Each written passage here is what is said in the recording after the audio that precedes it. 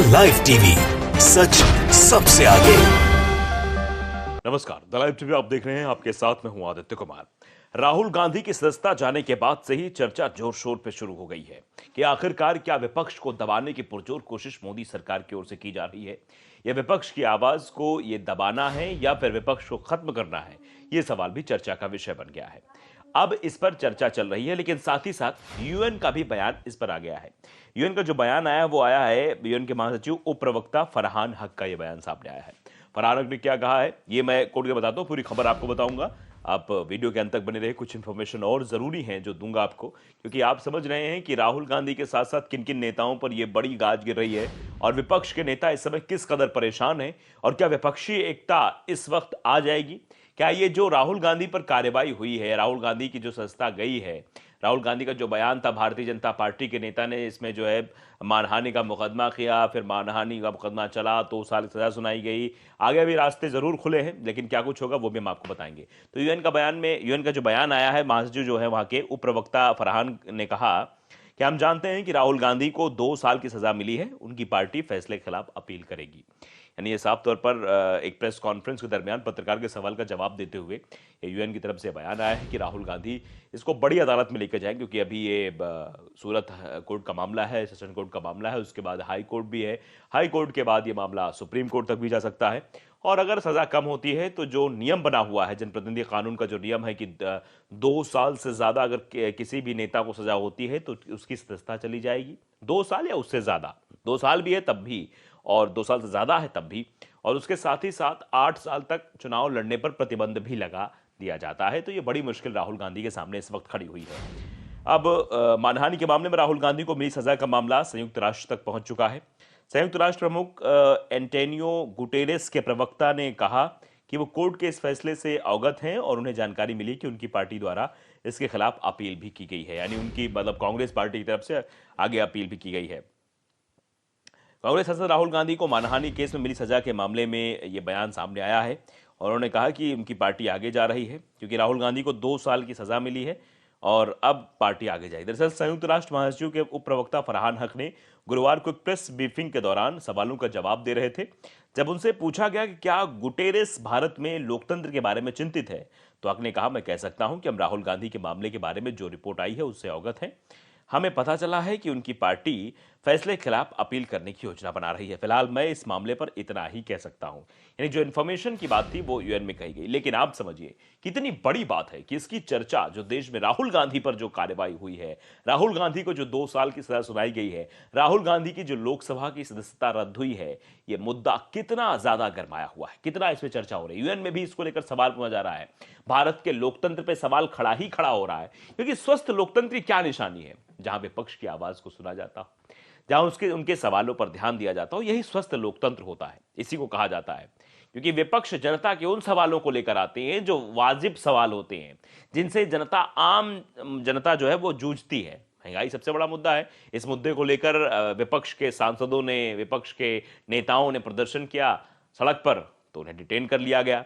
संसद में जब महंगाई को लेकर मुद्दा उठाया तो उन्हें जो है निष्कासित कर दिया गया, बाहर कर दिया गया, बैन कर दिया गया। यानी अब विपक्ष आवाज उठाए तो कहां उठाए, और अगर विपक्ष आवाज उठा रहा है तो विपक्ष के नेताओं को किसी ना किसी मामले में फंसाया जा रहा है, ऐसा भी विपक्ष के नेता कह रहे हैं। तो क्या एकजुटता आएगी, ये भी बड़ा सवाल बना हुआ, क्योंकि इस मसले के बाद हो सकता है, क्योंकि जब किसी क्षेत्रीय नेताओं पर कार्रवाई हुई है इस तरह की, जहां पर केंद्र की एजेंसियां लगी रही हों या फिर अन्य कोई मामला रहा हो, उस पर बड़ी जो राष्ट्रीय स्तर की पार्टी, खासतौर पे कांग्रेस या फिर अन्य पार्टियां नहीं बोलती थी। लेकिन अब शायद जो ये सुगबुगाहट चली है ये आगे तक जाएगी। क्या कुछ होगा वो अलग की बात है, लेकिन फिलहाल यूएन तक ये मामला उठ जाना, ये कह सकते हैं कि कितनी बड़ी बात है ये। राहुल गांधी को गुरुवार सूरत की एक अदालत ने मोदी सरनेम वाले बयान के लिए दोषी माना था, जिस मामले में उनको सजा सुनाई गई है। कोर्ट ने राहुल गांधी को आपराधिक मानहानि मामले में 2 साल की जेल की सजा सुनाई थी। मुख्य न्यायिक मजिस्ट्रेट एच वर्मा की अदालत ने राहुल गांधी को भारतीय दंड संहिता आईपीसी की धारा 499 और 500 के तहत दोषी पाया था। इसके साथ ही अदालत ने उन्हें जमानत दे दी और 30 दिनों के लिए सजा को निलंबित कर दिया, ताकि वो उन्हें हाईकोर्ट में अपील करने की अनुमति मिल सके। तो ये 30 दिन का समय है, इस 30 दिन में हाईकोर्ट में अपील कर सकते हैं। हाईकोर्ट में अगर सजा कम होती है तो राहुल गांधी की सदस्यता भी बच जाएगी, सत्ता वापस आ जाएगी, और साथ ही साथ जो चुनाव लड़ने के 8 साल का प्रतिबंध है वो भी जो है कम हो जाएगा। अब इस पर सवाल बहुत बड़े उठ सकते हैं, क्योंकि राहुल गांधी वायनाड चुनाव लड़ते थे, वहां से सांसद हैं वायनाड से, अब क्योंकि सत्ता चली गई है, और उसके साथ साथ वो अमेठी से चुनाव लड़ते थे, और इस बार भी कहा जा रहा था कि अमेठी से वो स्मृति ईरानी के खिलाफ ताल ठोकते हुए नजर आएंगे। लेकिन समस्या यही है कि अब कौन लड़ेगा अमेठी से, और क्या जो ये सुगबुगाहट हो रही थी कि प्रियंका गांधी रायबरेली से लड़ सकती हैं, सोनिया गांधी राजनीति संन्यास ले सकती है, तो क्या सोनिया गांधी राजनीति संन्यास ले लेंगी, ये भी बड़ा सवाल। इस पर भी फैसला होना है, क्योंकि रायबरेली और अमेठी उत्तर प्रदेश में दो ही कांग्रेस के गढ़ माने जाते हैं, कांग्रेस का किला माना जाता है। फिलहाल एक किला तो ढह गया जो अमेठी में, और दूसरा रायबरेली जो बचा हुआ है, जिसको सोनिया गांधी बचाए हुए हैं। तो अब इन दोनों पर फोकस जरूर रहेगा। लेकिन राहुल गांधी के चुनाव ना लड़ने के बाद, अब क्योंकि 8 साल तो अगर ये सजा कम नहीं होती, हाई कोर्ट जाते हैं, सुप्रीम कोर्ट जाते हैं, वहां भी सजा कम नहीं होती, तो राहुल गांधी तो चुनाव नहीं लड़ पाएंगे। राहुल गांधी क्या करेंगे फिर उसके बाद? तो राहुल गांधी की जगह गांधी परिवार कोई एलिमेंट ही चुनाव लड़ेगा, इन दोनों जगहों पर वही जीतेगा, क्योंकि ऐसा कहा भी जा रहा है कि गांधी परिवार के अलावा कोई और लड़ता है तो उसकी जमानत भी शायद जब्त हो जाए। यहां पर इतना आसान नहीं है कि अमेठी और रायबरेली में कोई गैर गांधी परिवार के सदस्य चुनाव जीत सके कांग्रेस से, तो भी बड़ी बात है। इस पर भी चर्चा चल रही है, लेकिन यह चर्चा बहुत अहम है कि इस वक्त विपक्ष क्या कर रहा है। लेकिन जिस तरीके से ममता बनर्जी का स्टैंड, जिस तरह से आम आदमी पार्टी का जो है वो मतलब स्टैंड क्लियर होकर सामने आया है, जिस तरीके से अन्य जो क्षेत्रीय पार्टियां, चाहे वो अखिलेश यादव हो या फिर अन्य हो, ये सब एक सुर में बोलते हुए नजर आ रहे हैं। लेकिन क्या ये सिर्फ इसलिए होगा कि विपक्षी पार्टियां जितनी हैं, क्षेत्रीय पार्टियां हैं, वो सब मिलकर बीजेपी के लिए मोर्चा खोलेंगी?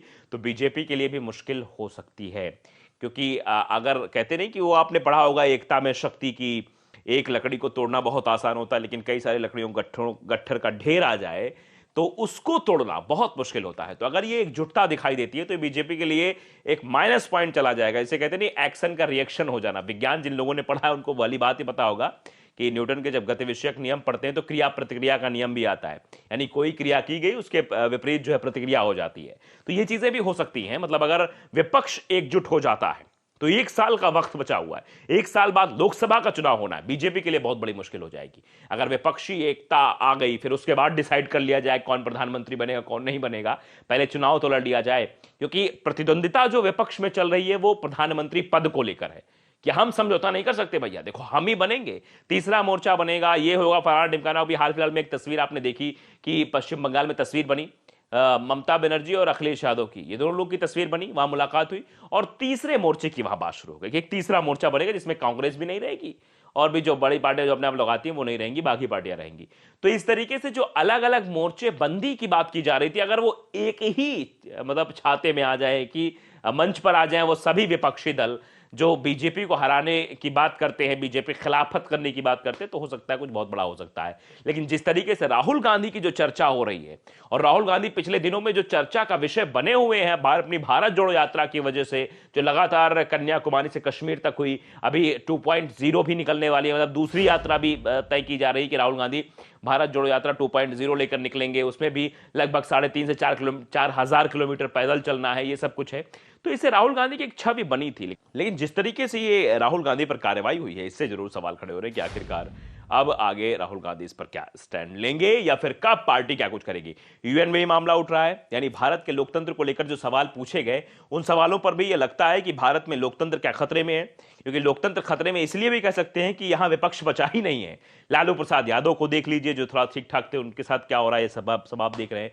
बड़ी सिसोदिया आम आदमी पार्टी जो लग रही थी कि हाँ तेजी से उभर कर आ रही है, वो चुनौती देगी भारतीय जनता पार्टी के साथ, क्या हो रहा है आप देख रहे हैं। अखिलेश यादव के साथ क्या हो रहा है ये भी आप देख ही रहे हैं। और भी जो क्षेत्रीय पार्टियां, मायावती को देख लीजिए, कहां पर मायावती स्टैंड कर रही हैं आज, आम आदमी पार्टी का आप हाल देख रहे हैं, और अब राहुल गांधी कांग्रेस का हाल आप देख रहे हैं। तो ये सब चीजें हैं, इसको लेकर भी सवाल चर्चा तेज हो रही है। लेकिन फिलहाल यूएन में मुद्दा उठा है तो गंभीर तो जरूर है।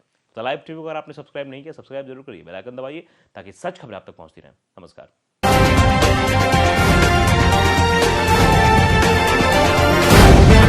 द लाइव टीवी, सच सबसे आगे।